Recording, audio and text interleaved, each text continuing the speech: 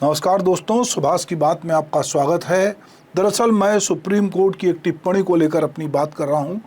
खनन माफिया, उनको उन्होंने नए डकैत बताया है और कहीं ना कहीं सुप्रीम कोर्ट को ये जो टिप्पणी गंभीर करनी पड़ी, तो उनका कहना है कि ये जो खनन माफिया अब एक नए तरह के डकैत बन गए हैं, इनसे निपटने के लिए सरकार को एहतियात बरतना चाहिए और कड़े कदम उठाना चाहिए।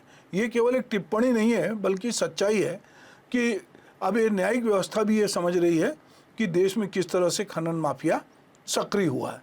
भारत में खनिज संपदा केवल आर्थिक संसाधन नहीं, बल्कि प्राकृतिक विरासत भी है। इसके संरक्षण और नियंत्रित करने के लिए बहुत सारे कानून मौजूद हैं। 2015 में इसमें संशोधन भी हुआ। 5 साल तक की सजा और जुर्माने का प्रावधान भी किया, पर इसके बावजूद पूरे देश में अवैध खनन का कारोबार फल फूल रहा है। अगर मैं छत्तीसगढ़ और मध्य प्रदेश की बात करूं, राजस्थान की बात करूं, तो यहाँ एक सा पैटर्न दिखता है।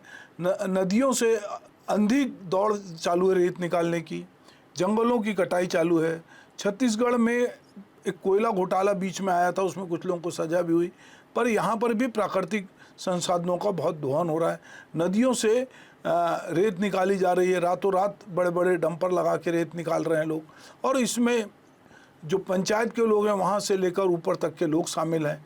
और बार बार मतलब सुप्रीम कोर्ट को ये अगर नए डकैत कहना पड़ रहा है, तो इसका मतलब है कि इसमें कहीं ना कहीं राज्य सरकारों को ये जिम्मेदारी समझनी पड़ेगी कि अगर हम अपने खनिज संपदा का, वन संपदा का इसी तरह दोहन करते रहे, तो कहीं ना कहीं आने वाले समय में बहुत दिक्कत होगी। और जो धन पशु हैं, जिनको जो माफिया हैं, जिनको कि जल्दी से जल्दी प्राकृतिक संसाधनों का दोहन करके पैसे कमाना है, वो इस बात को समझ नहीं रहे हैं कि हम आने वाली पीढ़ी के लिए क्या छोड़ रहे हैं। यदि नदियों से रेत निकाली गई, मिट्टी काटी गई, तो नदियाँ जो है वो उनका बहाव प्रभावित होगा, नदी का जो जीवन है वो प्रभावित होगा, और नदी से बहुत सारी चीज़ें जुड़ी है। इसी तरह पेड़ जो हमको ऑक्सीजन देते हैं, हमारे पर्यावरण को बेहतर रखते हैं, जो पहाड़ों का संरक्षण, ये सब बिगड़ेगा।